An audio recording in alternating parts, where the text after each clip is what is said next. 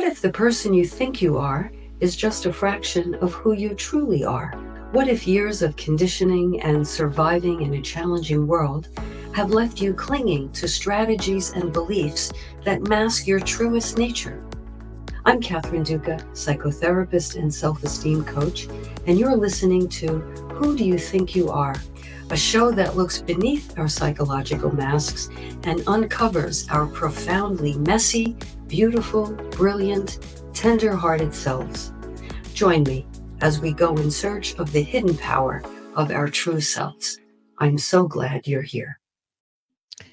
It is Sunday night. You know I am so glad that we are together. Welcome, welcome to Who Do You Think You Are? This is a podcast dedicated to you. It's dedicated to helping you learn how to have the highest regard for yourself, how to live from a place of genuine self-respect and self-love, and how to make yourself a priority in your own life. We meet here each week for curated tips and strategies designed to help you drop your psychological masks, connect with your truest essence, and simply live life more easily. Why? Because we know that when we approach life in this way, we naturally and effortlessly and quite organically have more room, more generosity, and more love for one another. And as I say all the time, friends, when have we needed that more? So when we talk about more room and more love and more generosity, we talk about how we walk through the world, how we relate to one another, right? And each of us belongs to an almost unlimited network of relationships, of circumstances, of events. And so how we interact with other people as we go through events and we go through the stages of our lives really matters and matters a lot. So tonight we're going to be talking about one of the most elemental, the most foundational aspects of relationships. And I want you to trust me on this one, okay? Trust me on this. This is an ingredient that's in every relationship to one degree or another. And if it's present, the relationship can really progress, it can really thrive, and it can really be mutually gratifying to the participants.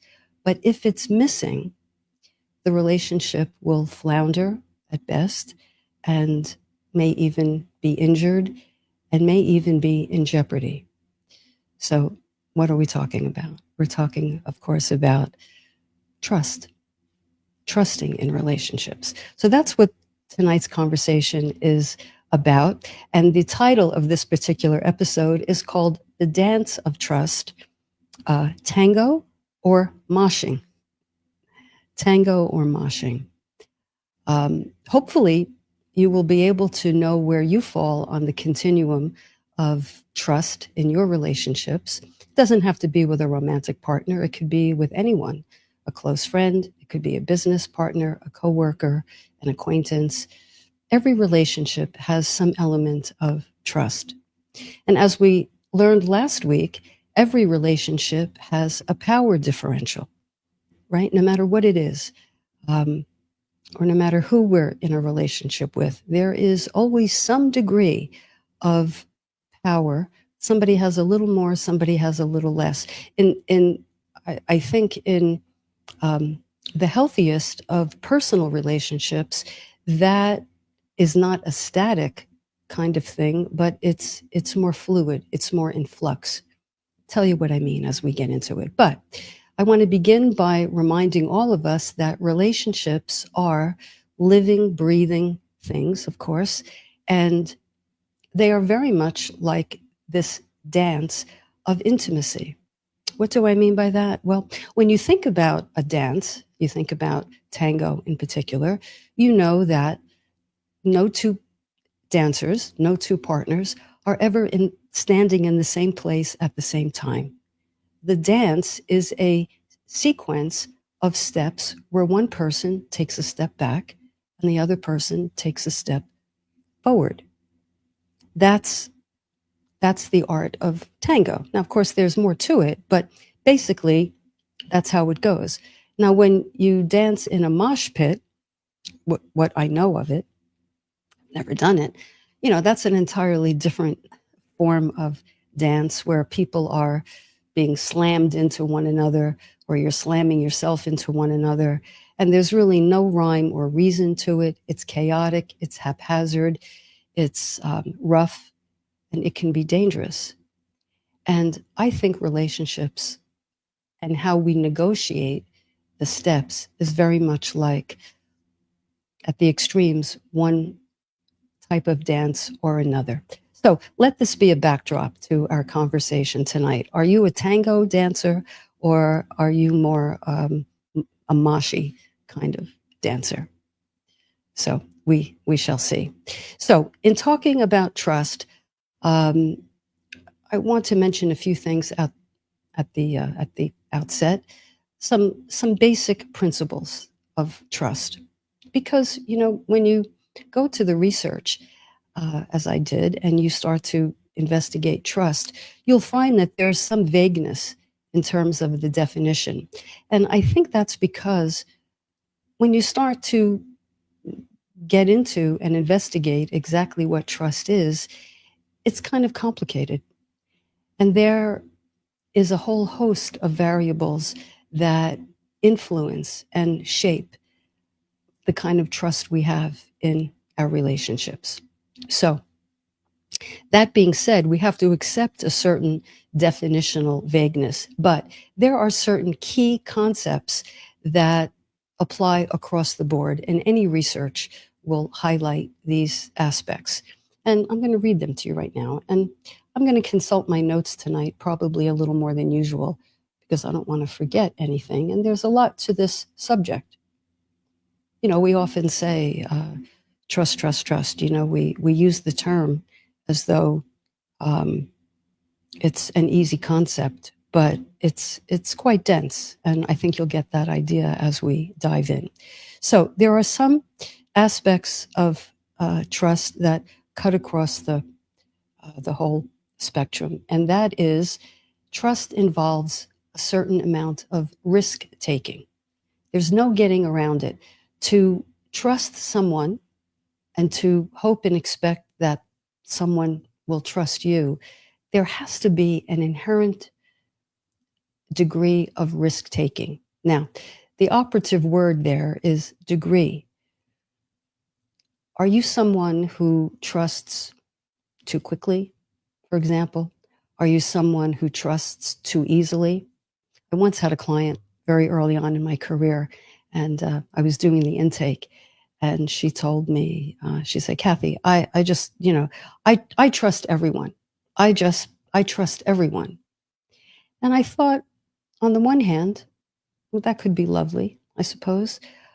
But on the other hand, and as she went into her life story and what brought her to the treatment room, it became clear to me, and eventually to her, that she was not really a good evaluator. She was not a good evaluator of whom she could place her trust in. So to say you trust everyone right off the bat might be a little skewed in a direction that doesn't necessarily serve your best interest. For example, if you open up to someone right away, and when I say open up, you may open your heart, you may open your home, you may open your wallet before you really have a clear enough understanding of who you're opening yourself up to and what their capacity is to honor your trust. You may be someone who may want to reevaluate. Is that something that serves you, to trust everyone right off the bat to a pretty significant degree?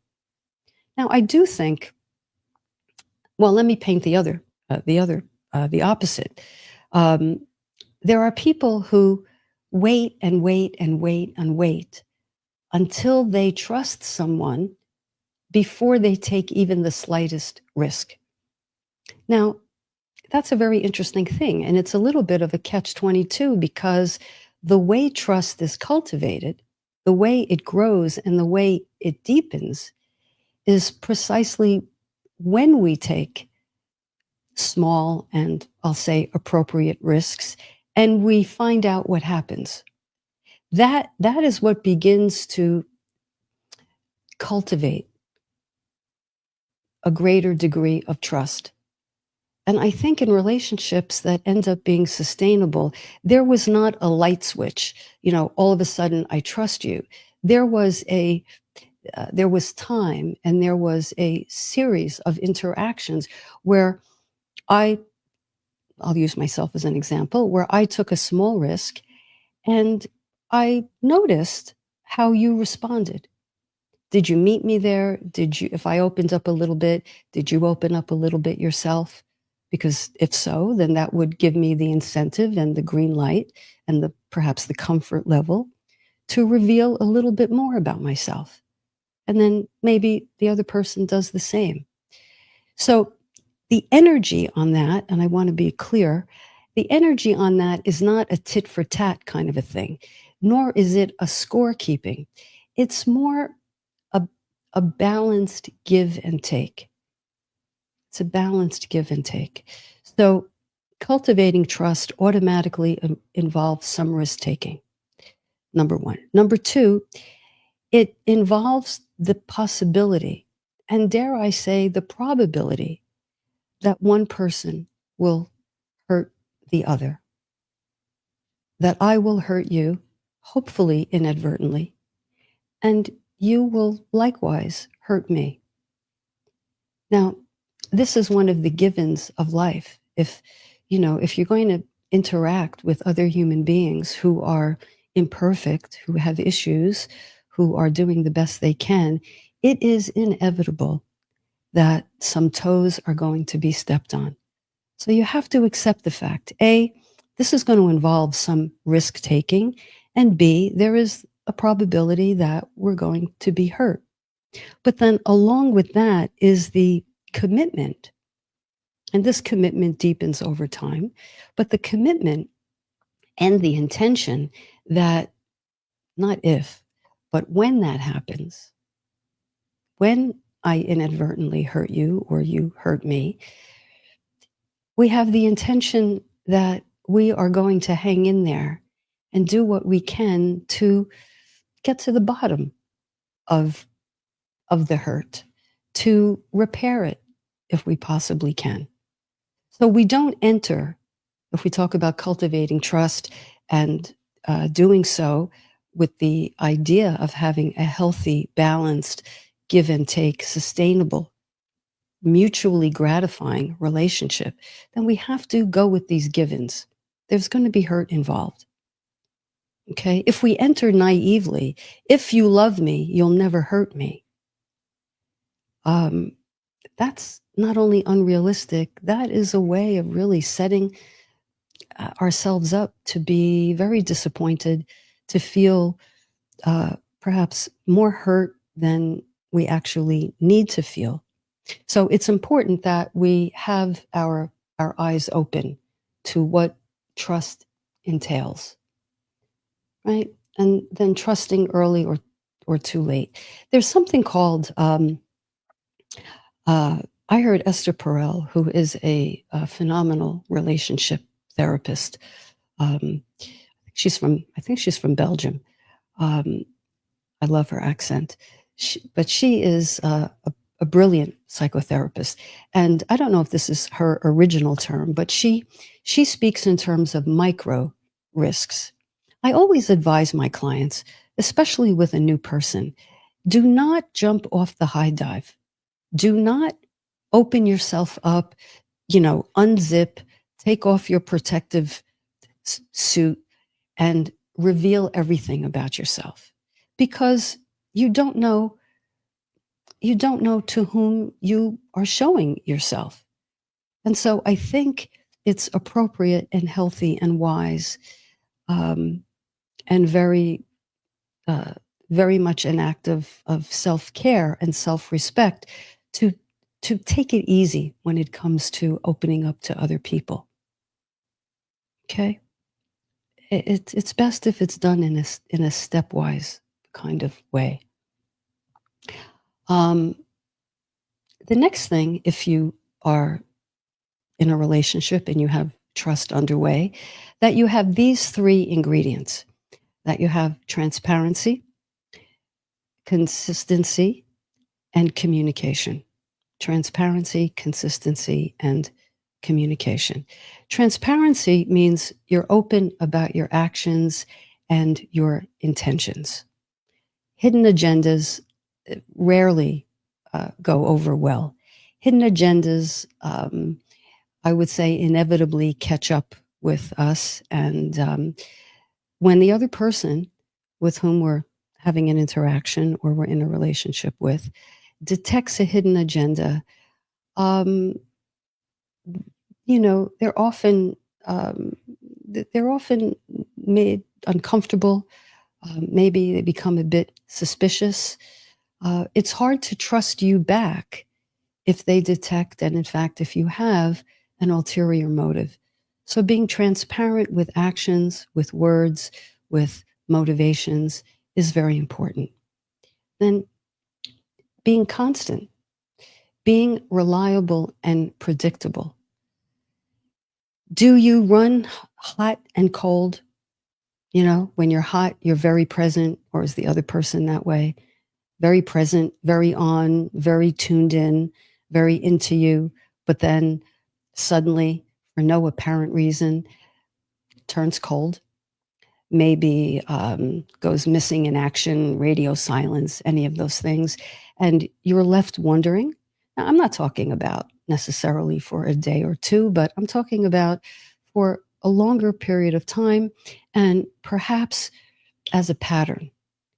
So, transparency and being constant, consistency, two very important aspects. Now, these aspects layer on themselves. I think they're not necessarily linear. They are kind of overlapping, if you will. And the other aspect, this will come as no surprise, is communication. Communication. It's best in a balanced and fair relationship that, if at all possible, issues, matters of discomfort, um, things that aren't clear, things that are confusing, things that cause you consternation, things you simply object to, are discussed as they arise. It's always best to catch them at a level 2 than a level 9.9, right? Before they reach volcanic proportions, right? That's just common sense. But so many people don't do that because they're conflict avoidant. They're conflict avoidant. But that's another thing we have to factor in. It's one of the givens of life. Where two or more are gathered, there is going to be conflict. Now, conflict has a bad rap. I'll just do a little commercial for conflict. I didn't necessarily plan to talk about this, but conflict we tend to think of as door slamming, raised volume, um, walling off, getting really stubborn, cursing, I don't know, something big like that. Well, it is that, of course, but conflict is a pretty broad umbrella. And I think it takes into account things like differences of opinion, different perspectives, different points of view. And like the tango, where no two people are in the same spot intellectually, emotionally, spiritually at the same time, negotiating that difference is a large part of what relationships are about. In fact, if I had to use one word, I would say to be in a relationship equals to be in almost constant negotiation. Now, the negotiation it doesn't have to be a heavy thing. It can be something handled with a very light step. You just notice that in the give and take or the flow, there are nuances, there are differences.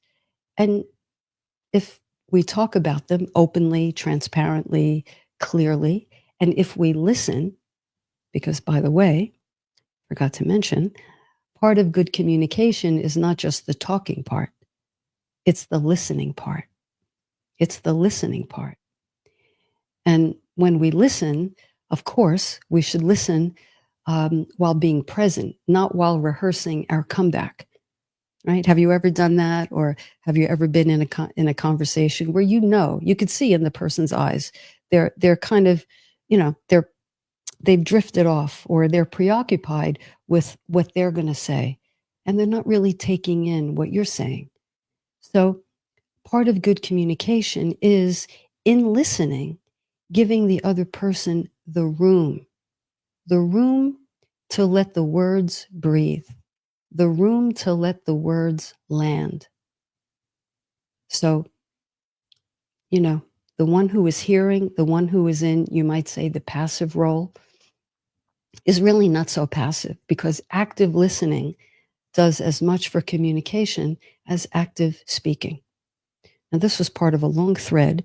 I'm not sure I remember where I started it, except to say that negotiating involves speaking clearly, saying what you mean what you say, running the risk of having a difficult conversation, because a difficult conversation is an open, honest conversation. And that's part of this dance. So, to recap, if you're going to interact with another human being, expect there's going to be hurt or disappointment or a little tension or a little static. Catch it while it's minor before it gets major. Communicate clearly, listen well, be present, and give the other the room to have their reaction, and you take the room to have your reaction. So that's the backdrop for cultivating trust. Now, I see out of the corner of my eye, some people have joined the chat. I'm going to just take a peek and see. I see we have Janine. Hi, Janine. Welcome. To put my glasses on for this. Trusting someone requires discernment at the outset. Once established, it's all about ongoing reciprocation. I agree. Trusting someone requires discernment. Well, that's exactly what I meant before, Janine, when I said we have to be good evaluators, right? If you blanketly trust everybody or you blanketly distrust everyone, you're not necessarily conducting yourself in a way that serves you. Because if you trust everyone, you're opening yourself up to be blindsided, and then you ask yourself, how did I get here? How could this person do it? Because you weren't discerning. You didn't evaluate. You didn't look at the flags. You didn't test the waters. I just read the other day, in fact, by another relationship expert, that and there was a minor disagreement because someone was being interviewed. And initially, the expert said that it takes about a year. It takes about a year to really be able to do a good evaluation. You have to see people, and the other person has to see you in a whole host of circumstances. They have to see you when you have a cold. They have to see you when you're sleep deprived. They have to see you when money's tight. They have to see you when you have other pressures that are, weighing on you, when your attention is pulled in other directions, when you're sad, when you're upset, when you're, I don't know, grieving, on and on and on. It takes time. The other person said it takes 2 years. I don't know about that. But certainly it takes more than 2 weeks or 3 months to discern, is this someone I can open up to?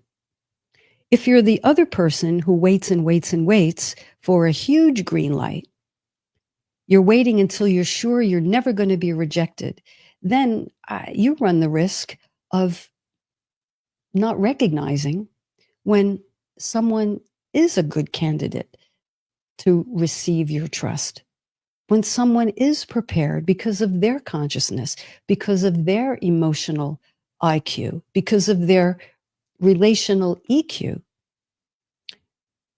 totally prepared to hear you, to be with you, to support you, to be interested in you, fairly early on. But if you're waiting and waiting and waiting for the guarantee, you might miss the window on a perfectly good candidate. So, Janine, Thank you for that. Discernment. I say evaluate, you say discern. The same thing, extremely important. Thank you for that. One more comment from Dawn, and then we'll digest and go to a break. I've always encouraged clients, those of you who may not know, Dawn Freed is not only my life partner, she is also an excellent psychotherapist. I've also encouraged clients to take smaller micro steps for building a relationship. I take a small risk and see how you respond. Ideally, exactly, Dawn, you take a small step, building connection and deepen the trust. You take a small risk and you see what I do. That way, neither of you gets too far ahead of the other and too far ahead of their relationship, because that's where things get a little wonky. So expectations come to play there as well if you're taking it slowly. You know, it's like the analogy comes to mind of a person, let's say, who eats very quickly. You know, you're eating and eating, and you kind of, you're not really taking your time. You're not really savoring. You're kind of wolfing it down. Um, your brain needs to recognize that you have given your body enough, and your brain sends a signal, and you register that signal as, oh, I feel as though I've had enough. I feel satiated. But if you eat faster than your brain can compute that you've had enough, you're going to bypass the window where you're getting this signal in in in a time frame that you can work with, that you can respond to, that you can push your dish away and say, that's enough. I feel comfortable. Same thing. If you overshoot the runway in a relationship, you run the risk of missing the window where you can really discern. So I hope that makes sense. When we come back, let's take a break. And when we come back, we'll talk about what everybody wants to know about. I received some emails today on what do I do when the relationship is ruptured, when I feel really disappointed, when I feel like my trust has been fractured, or even worse, shattered. So I'll speak to that when we come back from a break in a general way, because each of these aspects deserves an episode of their own. But we'll come back. So stay with me, get something to drink. You're listening to Who Do You Think You Are on New Thought Media Network. Be right back. And welcome back. Thank you for joining me. We are talking about the all important aspect of relationships, of healthy, sustainable, mutually gratifying relationships. And that, of course, is trust. It is the Jenga piece of our interactions. And we've been talking about the basics that trust entails, which is communication, transparency, being steady, being reliable and predictable. We talked about the givens whenever we interact with someone else, which is we're going to get our toes stepped on. It's just inevitable. You know, it hurting someone, saying the wrong thing, having your timing be off, getting your wires crossed, um, displacing onto someone. You know, you're angry with one person, but you displace it onto the person you're in a relationship with. These things are inevitable. And if we can enter into relationships knowing that, then number one, we won't get blindsided. And number two, we'll be more prepared to lean in and do some investigating. All right. I see there's some activity in the chat, and I'll try to get to you in a minute. I just want to talk about, because this is the burning question. I wrote about this in my email. Incidentally, if you'd like to receive a copy of the email, just email me at Catherine@catherineduca.com. That's Catherine@catherineduca.com. And just put add me in the subject line, and I will know that you are interested in receiving the newsletter, and you will receive one every Sunday morning at the crack of dawn. Okay, so everybody wants to know about what do I do when my partner. Usually it's the, usually it's the partner. You know, what do I, or the question is framed around, what do I do when my partner has made an epic mistake? Really, really, really has blown it. I invite you all to think about, and myself included, when have I done that? You know, because it's very much a two-way street, right? But it's always easier to think about what the other has done. But what happens? How can there be healing? Can there be healing after an epic mistake? Well, I believe, as do many psychotherapists, that the answer is yes.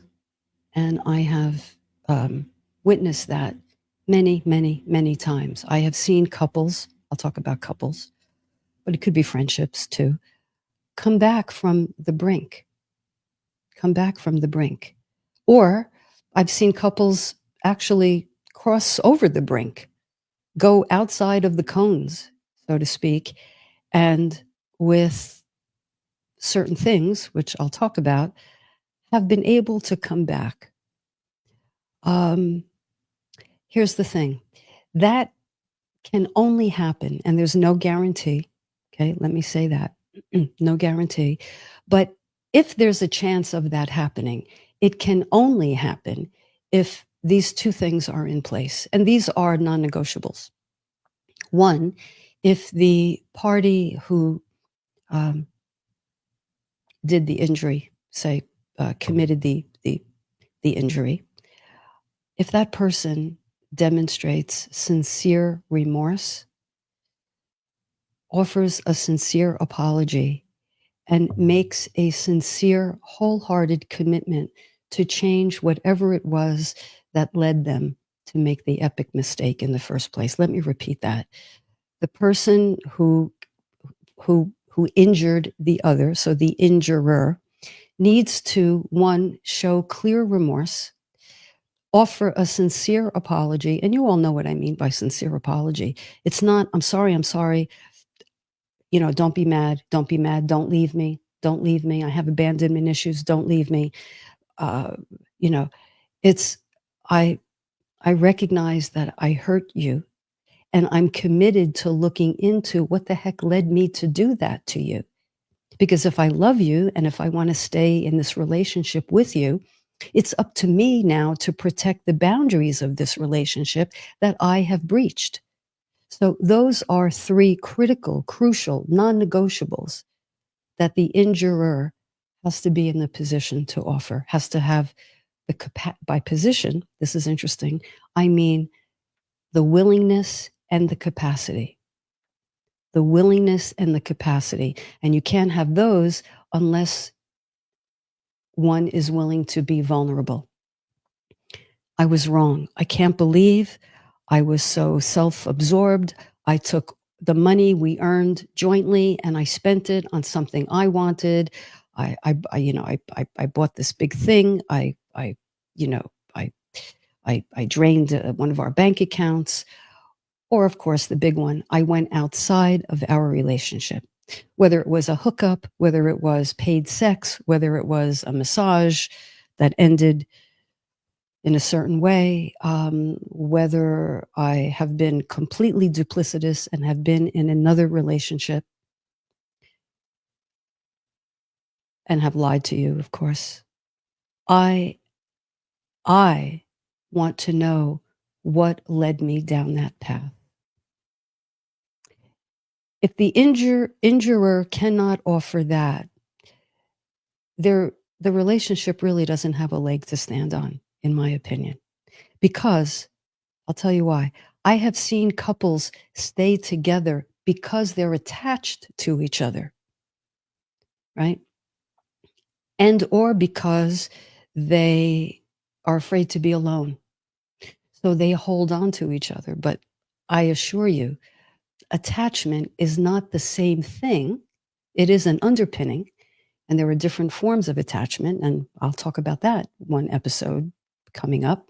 But for now, that is not the same thing as the emotional intelligence to go in and say, I really did something to hurt another person. And I had an intention of doing so, even if you say, I didn't mean to. Okay. Nonsense. Nonsense. I didn't mean to. Of course, you didn't mean to. Of course, you didn't leave the house that day with the intention of going outside of your relationship. But as it happened, you allowed it and you didn't stop it. Okay. So it's not about judgment, but it's about looking for certain criteria. And one of uh, a crucial criterion is I am willing to look into what led me here. Okay, that's one half of the equation. The other half is the injured person, the person who's hurting, the person who's in betrayal, the person who can't believe it, the person who's devastated. That person has to have, I think, two things as well.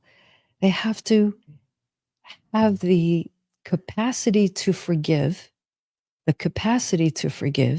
and they have to have the willingness to forgive. Now, admittedly, forgiveness is a complicated process. It's a complicated process, and it involves things like context and history and the injurer's capacity to self-correct. So unless you have both parties coming to the breach with this in mind, I don't think, or it's very doubtful, in my opinion and in my experience, that the rupture can be repaired or sufficiently breached. On the other hand, if these two things are in place, something extraordinary can happen. It's possible. And gosh, I'm going to go to the chat in a minute. There looks like there's some good comments there. But I just want to say the analogy comes to my mind of the Japanese art of repairing pottery. This is so beautiful. It's called kintsugi, Kinsugi, I believe, kintsugi, the Japanese art of repairing pottery. Now, in this art, if a plate, say, is broken, or a vase or some kind of pottery is broken, now if it's shattered in 100 pieces and there are shards, well, that's much, much more challenging. But if it breaks in one or two or three places, what this art does is it fills in the cracks with something very obvious. It doesn't try to conceal the crack. It actually fills it in with a precious metal, a gold or silver or platinum. Most of the time I've seen it in gold. So that you have a vase, say, and the crack is now very obvious. It's very obvious. You didn't use, what's that stuff? Crazy glue or gorilla glue to hide it, even though you can't ever quite hide it. You use this thing that actually brings your attention to the fracture. But what it means is, and what it symbolizes is, the couple comes together in a new way. They don't come together even in the old way, because there was probably something inherently amiss with the old way. But with work and with these two major variables that I described, something golden can be brought into that situation, where now the couple becomes that vase where they carry within the we have gotten through this. I now have a deeper understanding of how I hurt you. I have a deeper understanding of myself, what led me to do that. And I open up to you and I share with you in a vulnerable way what that was. And I give you the room to take that in and digest it, and maybe take your time to see how you feel about that. And maybe we can gradually fill in that fracture, that rupture, with some gold, so that we are different than ever before. And I submit, possibly better than ever before. So that's the art of kintsugi, and that is the art of using emotional intelligence to repair what has happened and to create a bridge. And then the I versus you becomes a we consciousness. This was our road, and we are walking it. Okay, so no guarantees, but those, that's the only way I think a repair can happen. Okay, with that, let me go to the chat and see what I can do here. Judy, just Judy, welcome. When trust is lost between parent and child, one simply can't end the relationship. It must be reestablished however long it takes. That's right. That's right. But I think these same principles apply even to parent-child relationships. I assume you're talking about an adult child. Same thing, hey, I made some mistakes. I wish I knew differently, but I didn't. I did this because this is all I knew. Are we ever going to stop using Maya Angelou's quote? If I had known better, I would have done better. So if as a parent or anyone else, if you begin from a place of, I did the best I could, I don't think that really works, because I don't think that's satisfying to the other person or to an adult child. If you start out with, I did the best I could, because that's kind of defensive. But if you say, these were the tools I had to parent, this is the way I thought I was, I was trying to love you. I was trying to raise you in the best way, but I recognize now I could have done better. And after all of that, if your adult child can hear you, then I think you can say, I did the best I could, but you know what? I recognize, and I offer this to you, I recognize that my best was inadequate. Now, this is not to say you beat yourself up and you indict yourself and guilt trip yourself indefinitely, because that doesn't serve anyone. That's really you, getting self-absorbed. But it is a genuine acknowledgement. I have my limitations and I wish I didn't. And I commit to you to work on these limitations. What do you need from me? And when they tell you what they need from you, you ask them, tell me more. Tell me more. Because when you say to someone, tell me more, you convey a whole lot there. And they get that. Okay. So thank you, Judy. Thank you for that. And thank you for your openness. I'm going to go here to Amy. Amy, welcome. Nice to have you. Let's see. What if it is a he said, she said situation in which neither party accepts responsibility, but one party takes the opportunity to gaslight the other? Let's see, did I read that correctly? What if it's a he said, she said situation in which neither party accepts responsibility, but one party takes the opportunity to gaslight the other? Well, okay, Amy, that's a good question. Listen, when we're gaslit, we know it, and I think that's the time to say, that's the time to lean into your emotional intelligence. You know what you know when someone is trying to, outmaneuver you, let's say. And you say, listen, I know in my gut what I know. And I invite you to be honest with yourself and honest with me, because this double talking, this outmaneuvering really does not make me feel like I can lean in and take a step toward you. So in essence, I guess I'm saying, when you detect gaslighting, call it out. Call it out. And again, we said last week, Amy, I don't know if you heard, but it's best to speak in the eye instead of you, you always do this, you always do that. But, you can say, um, I'm not, I'm not, I'm not sure you're being completely forthcoming. And yes, you're using the word you, but I don't, that doesn't sound as blamey to me. Tell me if it sounds blamey to you. I don't feel like you're being forthcoming with me. And I feel like, everything I say is met with a counter argument that talks me out of what I feel. And there's a saying, I know it in my knower. I know it in my solar plexus. I know this doesn't feel good. But I think that requires, a calling upon our own self-worth to have the conviction to say to somebody, I don't think I like what's happening here. All right. So, Amy, I hope that helps. Ask a follow-up if you'd like, if you need more information. Let's see.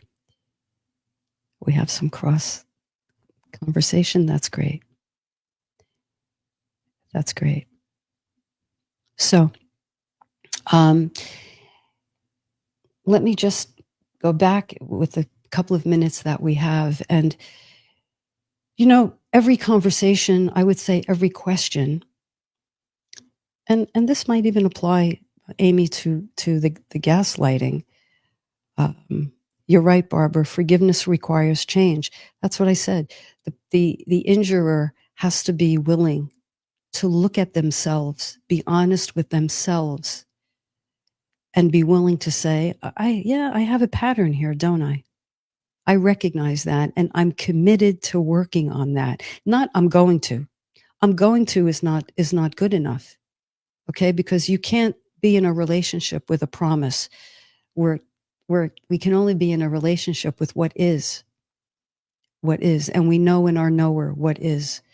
So I agree. Forgiveness requires change. And if you see a change, this is important too. Barbara, thank you for bringing this up. If you, now you need recognition on the other person's part, right? But change does not happen overnight. If you see your partner beginning to change, and there's evidence of that in the way they speak, in the way they self-reflect, in the way they honor your boundary, you're beginning to see that. Then, now, if we're talking about infidelity, which is a whole other thing, the only way a couple will get through that is if the unfaithful partner closes the door on the other relationship. Non-negotiable, airtight, full stop, nothing else to do. That is not in play.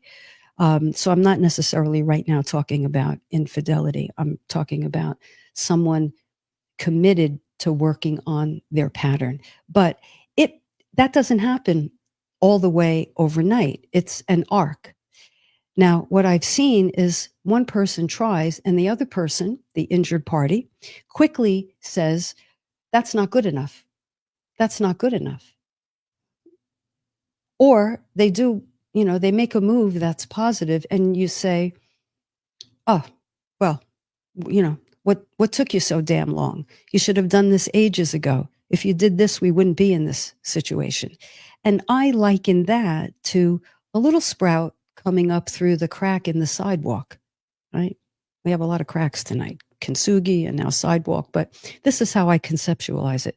A little sprout is trying to come through the sidewalk, little bitty thing, and you stomp on it because it's not a whole, it's not a whole tree. Well, you have to give it time, but it's not just empty time. It is time in which you are recognizing the other person making a legitimate, sincere move towards self-correction. Because, hey, injured party, if in the back of your mind you say to yourself, gotcha, and now I'm going to hold this over your head, and this is how I'm going to get the power in the relationship now because you hurt me, and yes, I'm very hurt. And the way I'm going to even the score is by holding this over your head. And nothing you do is ever going to be good enough. And I'm always going to remind you of this. That's not healing. That's, I don't know what that is. That's not healing. One client one time said that felt like extortion. And I could see why he felt that way, because it was clear nothing he could do was good enough. She wanted to stay angry. So there you have it. Boy, this topic is a mouthful, isn't it? I see there are people in the chat, and I thank you for being here. Patricia, good evening. Welcome. Anthony, nice to see you. So glad you're here. You know, Amy, again, welcome. Listen, I think what I'm going to do next week is hold on to these questions and address them next week and have a part 2 to trust. I think it needs a part 2 and a part 3. So if you'd like, email me your questions, email me your situation, and I'll see if I could speak to them next week. But I just decided we're going to have a part 2 on this next time. I hope some of you or all of you can come back next week. Patricia, Amy, Anthony, and I'll do my best to answer your questions. Trust. Trust, trust, trust. We have to trust ourselves. We have to trust our instincts. We have to trust in our self-worth. This is what we bring to the table. We can't change anybody else. We can only change ourselves. But if we want to help somebody grow, the best way to do that is to grow within yourself, to become more secure, to become more self-actualized, to raise your vibration, expand your consciousness. All of this is predicated on self-trust. So, a very interesting topic, a fascinating one. Thank you, thank you, thank you for joining me tonight. I hope you come back next week for part 2. You've been listening to me, Catherine Duca, psychotherapist and self-esteem coach. Thank you for being here tonight. I'll see you next time. Take good care. Good night.